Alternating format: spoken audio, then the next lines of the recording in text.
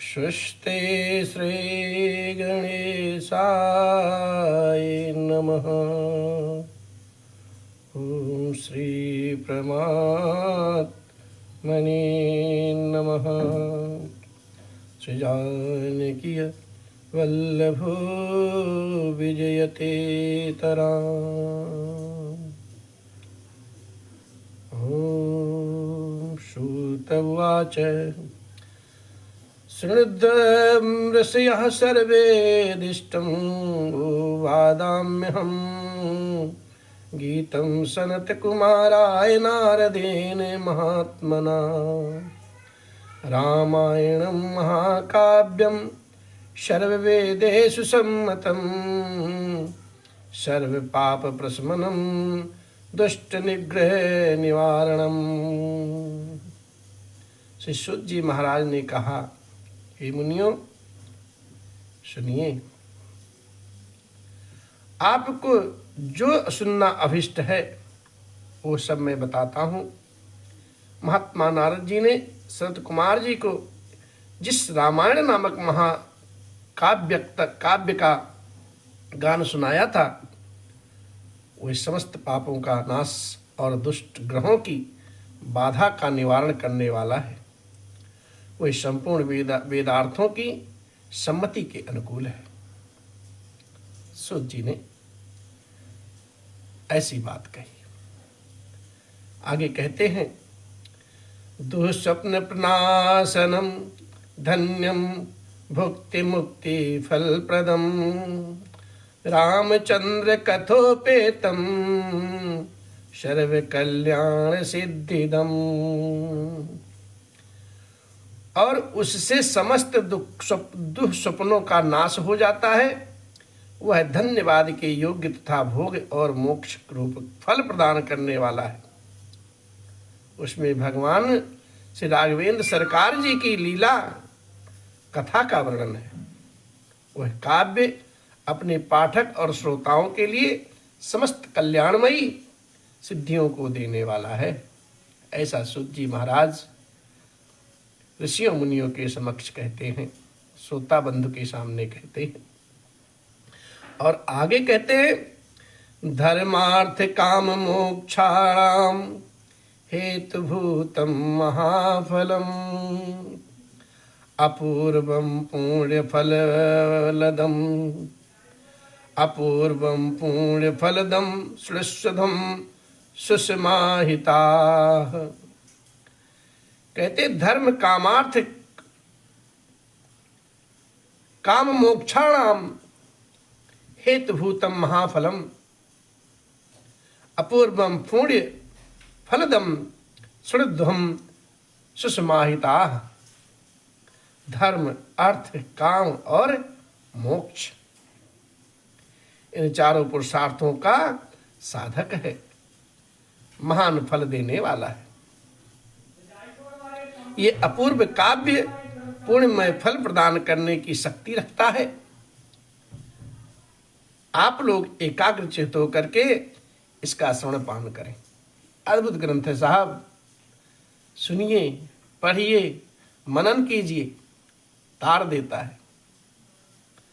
और आगे फिर कहते हैं, महापातक युक्तो वा सर्वपातकैः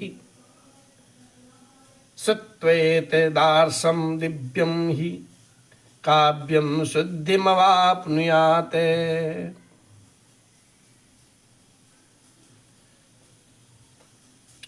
रामायणेन वर्तन्ते सुतराम ए जगत विधाता तयो कृतकृताश्च सर्वशास्त्रार्थ को विदा। महान पातकों अथवा संपूर्ण उपपातकों से युक्त मनुष्य भी इस ऋषि प्रणीत दिव्य काव्य का श्रवण करने से शुद्धि अथवा सिद्ध प्राप्त कर लेता है। संपूर्ण जगत के हित साधन में लगे रहने वाले जो मनुष्य सदा रामायण के अनुसार बर्ताव करते हैं, वही संपूर्ण शास्त्रों के मर्म को समझने वाले और कृतार्थ हैं।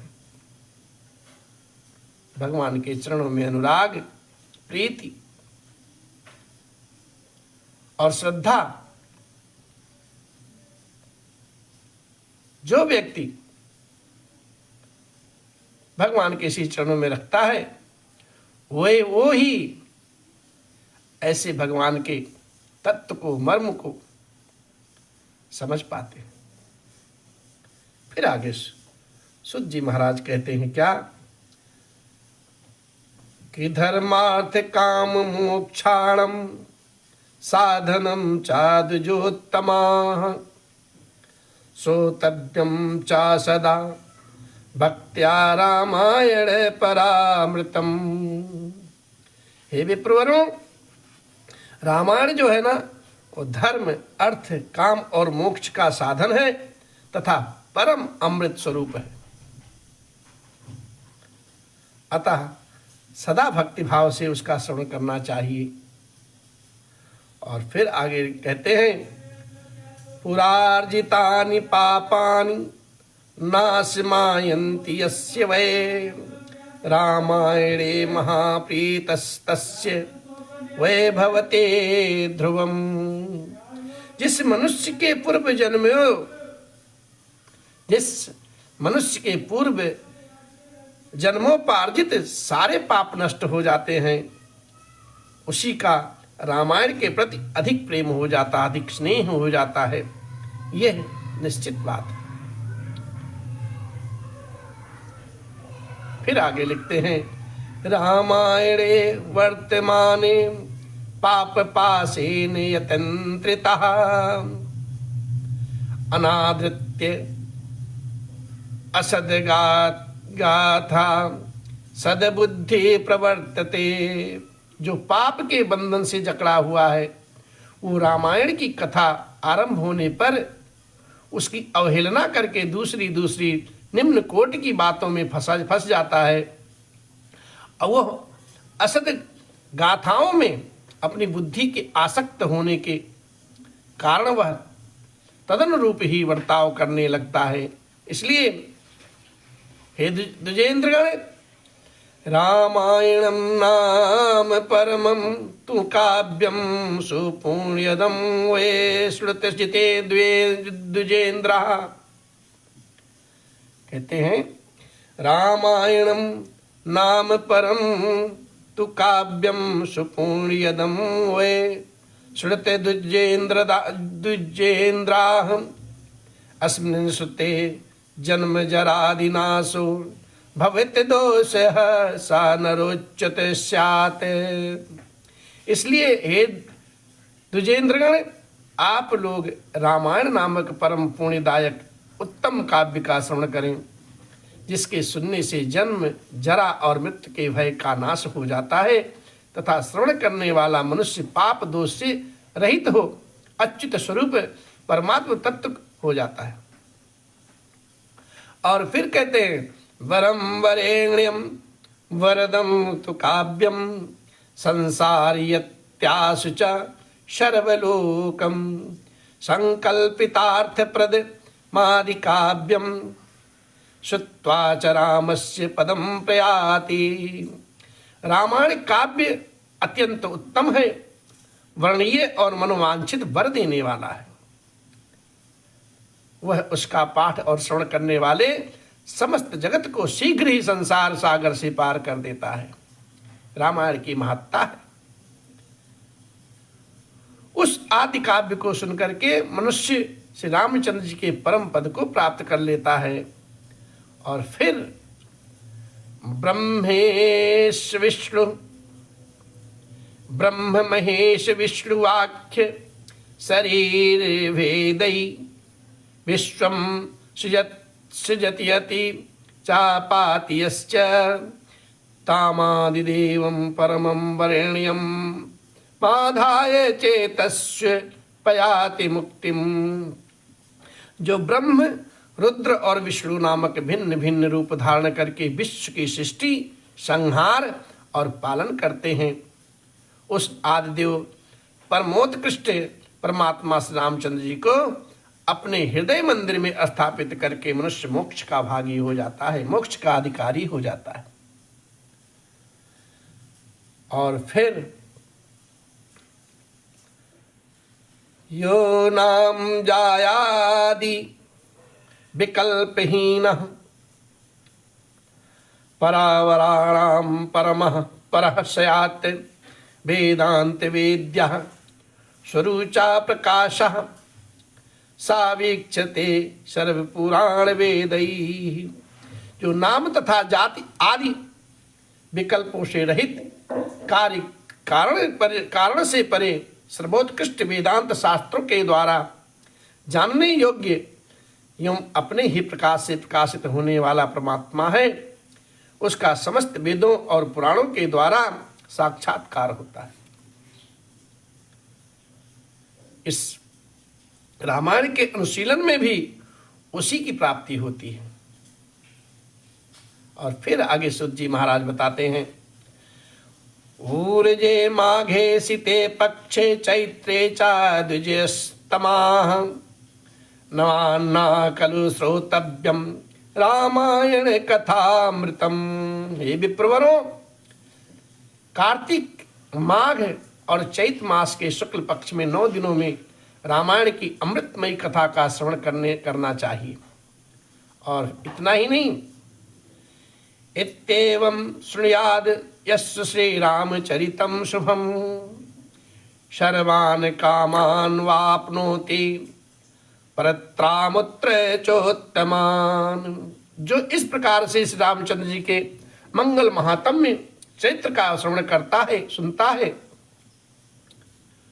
वह इस लोक और परलोक में भी अपनी समस्त उत्तम कामनाओं को प्राप्त कर लेता है। त्रिसप्तकुल संयुक्ता सर्व पाप विवर्जिता प्रयाति राम भवनम यत्र गत्वा न शोचते।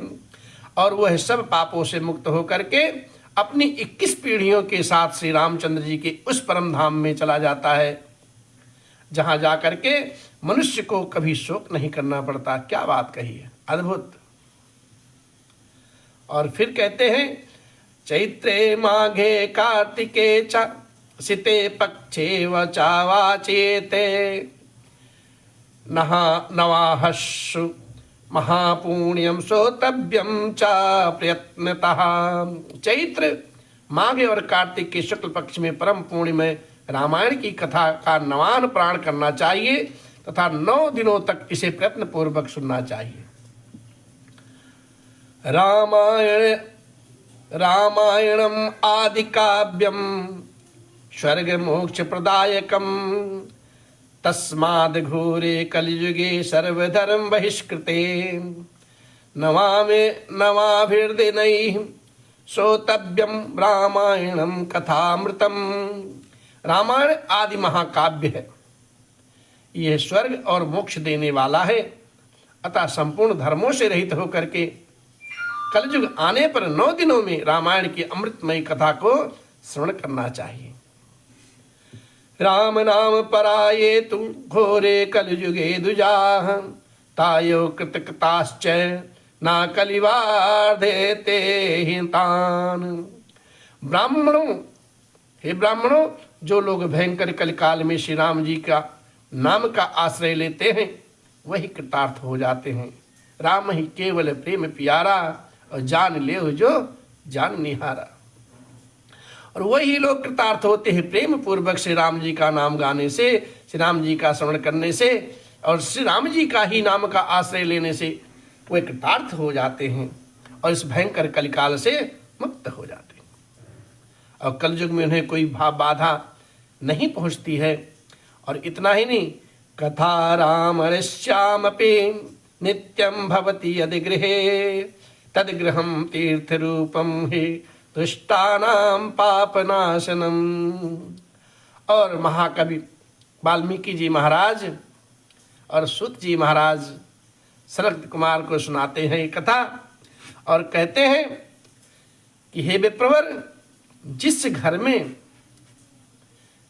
में प्रतिदिन रामायण की कथा होती है, कही जाती है, भगवान को सुनाई जाती है और सुनी जाती है, वह घर तीर्थ रूप हो जाता है, तीर्थमय हो जाता है। वहाँ जाने से दुष्टों के पापों का नाश हो जाता है। तावत् पापानि देहे अस्मिन् निवसन्ति तपोधनाः यावन् श्रुते सम्यक् श्रीमद् रामायणं नरैः। तपोधनो, इस शरीर में भी तभी पाप रहते हैं जब तक मनुष्य श्री रामायण कथा का भली भांति श्रवण नहीं करता है। इसलिए पाप से मुक्त होने के लिए राम नाम का आश्रय लेना चाहिए। और फिर आगे लिखते हैं, दुर्लभयो कथा लोके श्रीमद् रामायणोद्भवा कोटि जन्म समुत्थेन पुण्यनेव तु लभ्यते। संसार में श्री रामायण की कथा परम दुर्लभ ही है।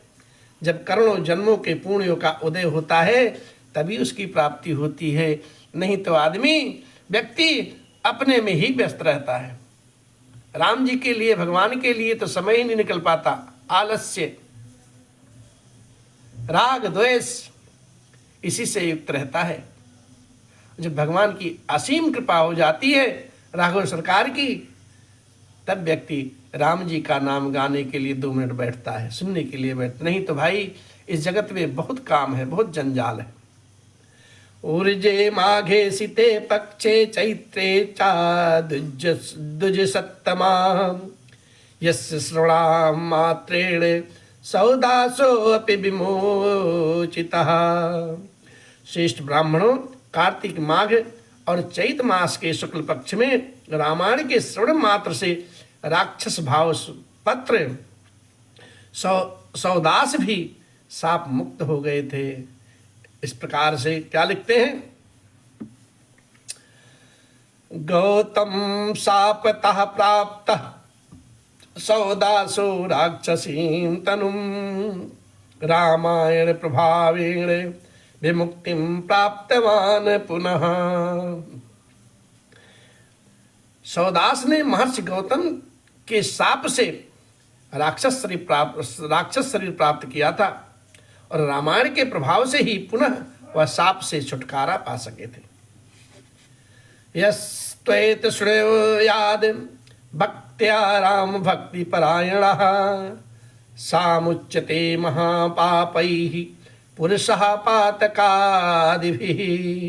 जो पुरुष श्री राघवेंद्र सरकार श्री रामचंद्र जी की भक्ति का आश्रय लेकर के प्रेम पूर्वक इस कथा का श्रवण करता है, वो बड़े बड़े पापों तथा पातक आदि से मुक्त हो जाता है। बोलिए राघवेंद्र सरकार की जय। इस प्रकार से श्री स्कंद पुराण के उत्तरखंड में नारद सदन संत कुमार संवाद के अंतर्गत रामायण महात्म्य विषयायक कल्प का अनुकीर्तन नामक प्रथम अध्याय संपन्न होता है। श्री राम जय राम, जय जय राम। कल भगवान की कृपा रही तो फिर कथा आगे पढ़ेंगे, कहेंगे, सीखेंगे और भगवान को सुनाएंगे भी। आप सबकी हम पे ऐसे ही स्नेह बनी रहे, इसी आशा विश्वास के साथ जय श्री राम, जय जय श्री राम।